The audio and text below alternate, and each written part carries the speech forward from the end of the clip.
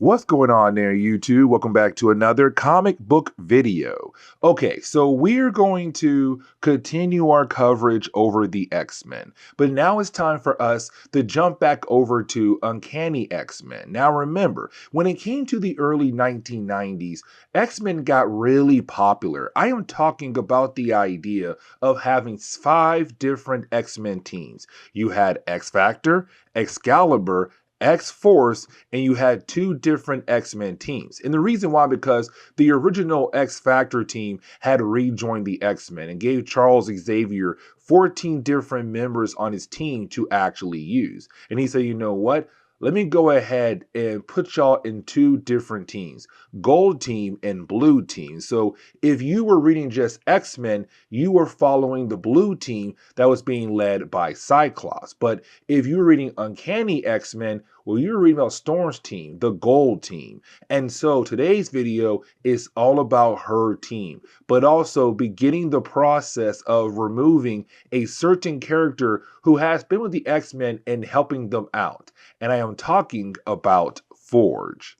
Now, we do get a quick reminder that around this time in Marvel Comics, Bishop had just joined the X-Men. He came from the future, and he does know that someone in the X-Men is going to be the traitor, going to be the one to kill off the X-Men. The problem is he has no idea who it could possibly be. But for Bishop, he's just trying his best to fit in. But also you have Storm trying her best to help Bishop fit in, because she is the team leader for the gold team. It's up to her to make sure that everything goes smooth for him. Now, you do have the 2 go their separate ways, but we're kind of left to believe in the possibility that maybe Bishop might get with Storm.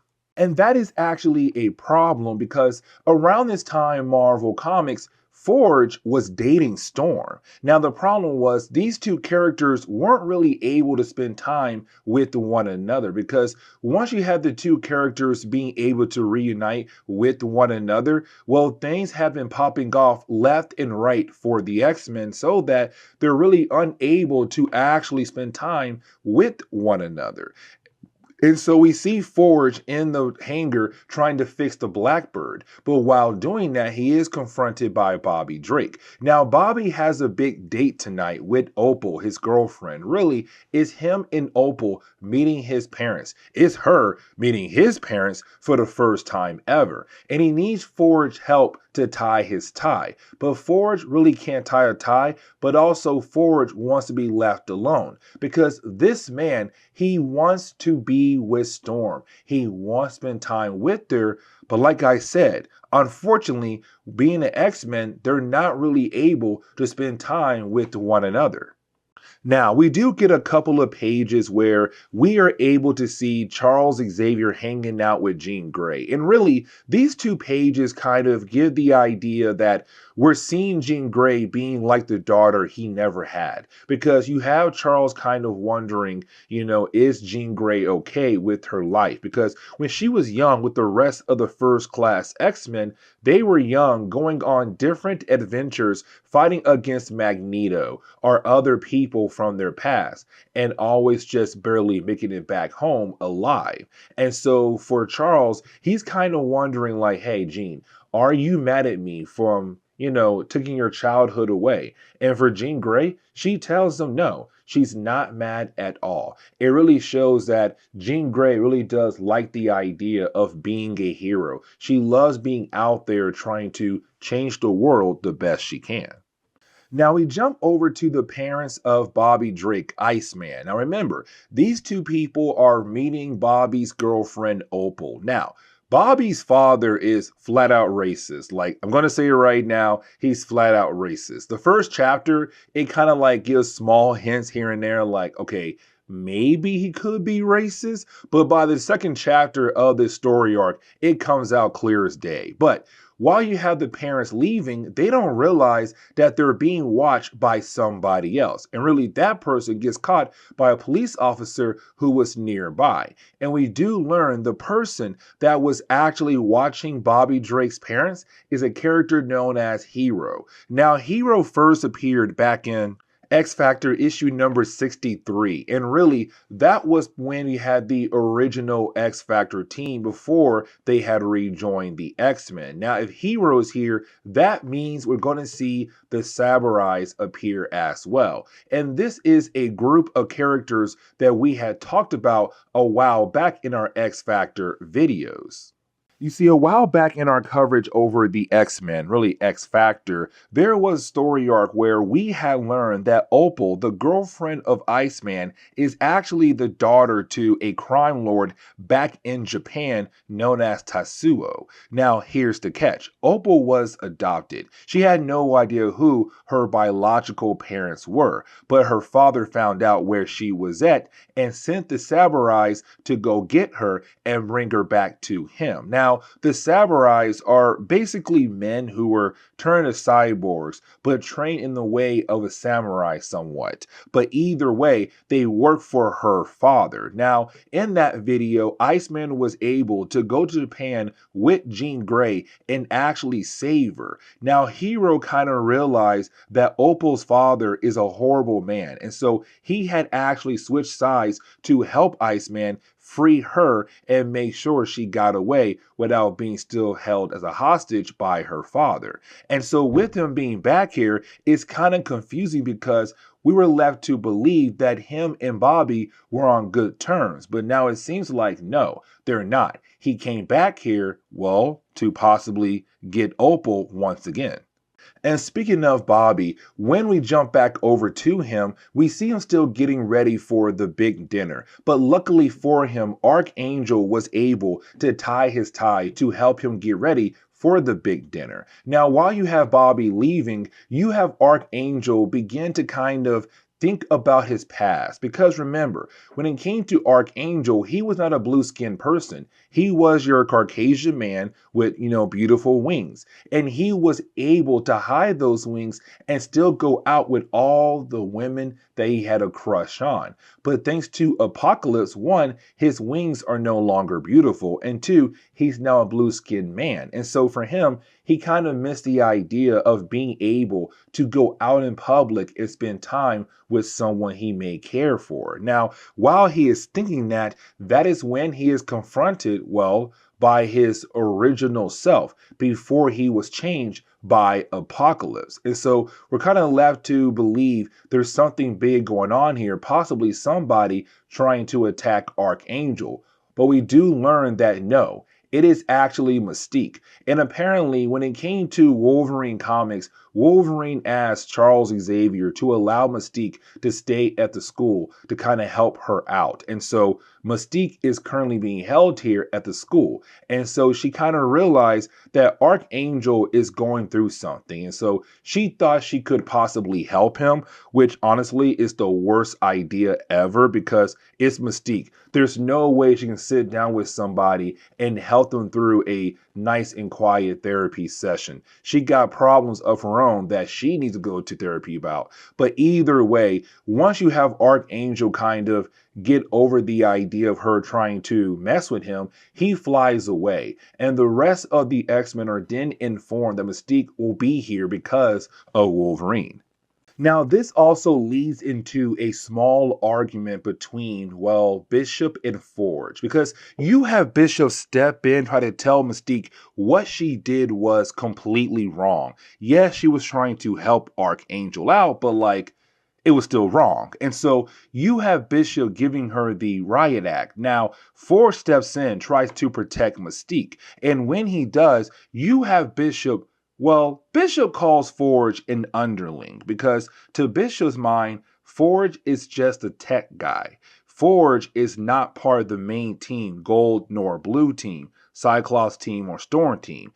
He's in the back trying to fix things up for us to use out in the field. And so for Bishop, he's kind of like, how dare you talk back to Storm and also me when you are an underling? Now for Forge, he begins to go off on Bishop. And I think that's when Bishop realized hey, listen, even though Forge is in the back building things, he's not an underling. He's up there with you guys because this is a family. It's a group, not an army. And so you have Bishop realize from his mistake, but also we can kind of tell that Forge can tell that Bishop and Storm may have feelings for one another, the way they were acting earlier in this video. And so you have Forge kind of yell at Storm as well, and Storm realized there's something deep going on with Forge, and she needs to talk to him now. Now you have Storm being able to catch up to Forge, and when she does, you have Storm wanting to know what in the world is wrong with Forge, and Forge says us. It's us. Like, we have not been able to actually spend time with one another ever since you were able to rejoin the X-Men, once we all came back together to live at the X Mansion. And really, he's right, because there was a point in time where, yes, they were a couple. And then there was a point in time where the entire world believed the X-Men were dead. But when you had the X-Men come back to the public, but also with X-Factor, X-Force, and all those other different teams, it's been one thing after another. And so it's him saying, Storm, I can realize that you are so dedicated of being an X-Men that you may never leave this life, that you may stay here forever. And that's the problem, because you're leaving me behind. Now, it's also Forge saying like, hey, I know who you are. I know the true form of you, saying that you are a strong, powerful warrior woman, but let your guards down and be something different. Be the woman you truly want to be. Somebody who is able to settle down and have a husband and have children. And so it's Forge saying, let's leave the X-Men. And he asks her, he says, hey, will you marry me so that we can leave the X-Men? Now, the ending of this chapter is where we pick up with Iceman, Opal, and also his parents. Now, again, you have his father just show all types of racism towards Opal because she's Japanese. But while you had the four characters talking to one another, Hero appears. And we're kind of like, okay, Hero's here, which means he's probably here to fight against Iceman. But he says, no, I am actually here to protect Iceman, but also protect his parents as well. Because the Cyburais are trying to kill you, Bobby, and your parents to get revenge for what you have done to them and their master. I have left the group completely, and now I'm trying to help protect you and your parents from them. And as soon as Hero says that, bam, the other Cyburais appear and they try to attack Bobby and his parents. And really, as we dive into the opening pages for Uncanny X-Men issue number 290, is where we learn that the Cyburais are here to get revenge against Bobby for what he has done to their master. Like, yes, they're here to get Opal as well, but their first goal is to kill off Bobby and then kill off his parents. And so we do see Hero and also Bobby being able to work together to kind of fight against the Cyburais. But now we have to jump over to Colossus, because there was an earlier story arc where Colossus was able to find his long-lost brother, Mikkel. Mikkel was actually locked away in another dimension, but he was finally able to come back to Earth. Now, for Mikkel, we have to remember that he has the ability to manipulate energy, and that's going to be very important in later books down the road. Now, for Colossus, he's kind of worried about his brother because his brother been having a lot of headaches ever since he came back to Earth after being locked away in that other dimension. Now you have Colossus walk away, and Mikkel does get one of those headaches once again, but really we see that in his mind he's kind of reliving what happened to him in that other dimension. The idea that he is responsible for the death of so many different people while he was locked away in that other dimension.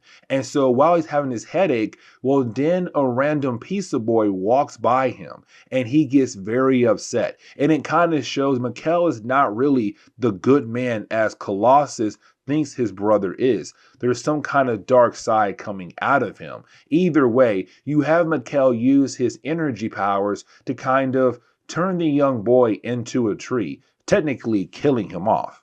But now we have to jump back over to Storm. Now, for Storm, she's kind of wondering in the possibility of leaving the X-Men to be with Bishop. Like to her, she's kind of loving the idea, setting down, being with Forge, getting married to Forge, having kids with Forge. Like, we could see Storm leaving the X-Men because that's her true life goals. Not to be here forever, leading a team of characters into battle against bad guys who are trying to ruin the world. Instead, she wants to be out there just living a normal life. And then we jump over to Forge. Now, for me personally, this is Forge jumping the gun. And let me explain. Because you had Forge ask Storm to marry him. And she said, let me think about it. She didn't say yes, and she did not say no. She said, let me think about it. And so for Forge, that was an answer right there, an answer of no. Now we see him back in the hangar once again, continuing to fix different things around the mansion. But you have Jean Grey walk in. And when Jean Grey walks in, she's kind of like, hey, what did she say? And he said, hey, she said, let me think about it. And for Jean Grey, it's kind of like, okay, that's not really bad. It could be a yes. But for Forge, he believes it's going to be a no because he believes that Storm cannot imagine to live a life away from the X-Men. Now, he asked Jean Grey, do you know Storm loves me?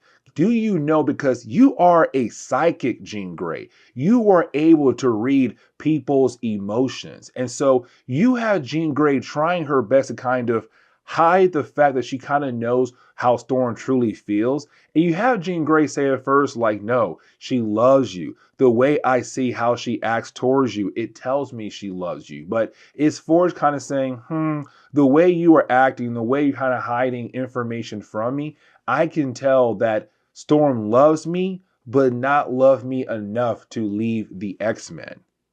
Now, we are able to actually check in on Bobby and Hero and also Opal, and we do see the two characters still fighting against the Cyburais. Now, the battle is still going on, but you have Bobby realize that it's probably best for him to go ahead and get Opal the heck out of there because, one, she is a regular human, but two, because that's his girlfriend. He wants to protect her from anything going on. And so he tells Hero, hey, I am going to get her out of here. You had Hero say, leave, I'll be right behind you. But in reality, he won't be. But now we can jump over to Bishop. Now you have Bishop just standing out in the rain, trying to think about his life, about the idea of being an X-Men, trying to fit in. But then you also have Bishop kind of tell us that if Storm leaves the team, he will feel truly alone. Now, while he's outside thinking, you have Mystique appear. Now, once again, it's Mystique trying her best to kind of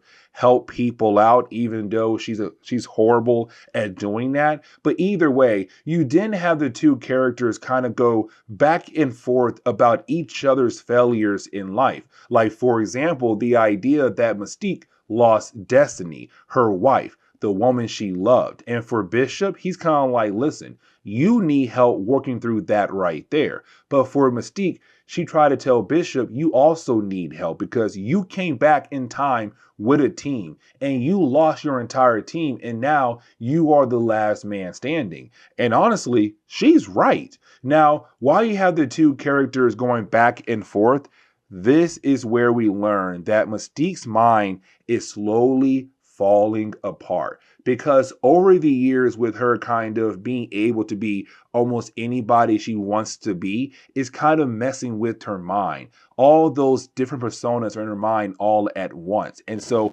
because of that, the reason why she's there at Charles Xavier School is to hopefully find a way to fix her mind. And you have Forge step in and take her away. Now, getting back over to Opal and also Iceman, while they're trying to get away from the Cyburais, you have Hiro say, you know what? The best way to make sure that these Cyburais don't follow Bobby and don't follow Opal is to sacrifice myself. You see, Hiro was a Cyburai. He just stepped away when he realized that their boss is truly an evil man. But with that being said, for Hiro, he's still a cyborg. And so he also has a bomb inside of him. And so he begins the self-destruct process. He blows up the entire restaurant to kill himself, but to also kill them off as well, to make sure that they are not able to follow Bobby nor Opal. Now, the ending of this book is really a heartbreaker because, like I said at the very beginning of this video, it's going to be Forge leaving the X-Men. So you had Forge confront Storm, and Storm about to tell Forge some good news, but then she realized the way he is dressed, that he is dressed to leave. And so you have Storm wondering where he is going. He said, listen, I already know that you are going to say no. Again, he's jumping the gun and he's not allowing her to talk. And really, you have Forge break this woman down, saying like, listen, you are somebody who's just too in love with the idea of being an X-Men, being the leader of the team, leading characters into battle, being that strong, powerful warrior woman. Like, he's not allowing Storm to talk at all. And really, is Forge just going off on her, but still trying to be nice about it, but at the same time still being a jerk about it. But by the end of it, he says, listen, I'm leaving. I have to help out Mystique.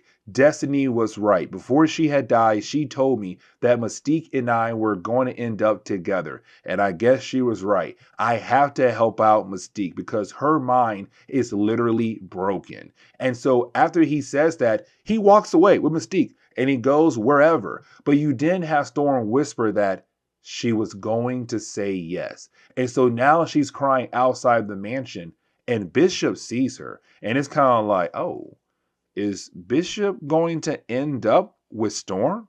But this is where we are going to end today's comic book video. So please leave me a like down below and subscribe. But guys, see y'all next time. Later.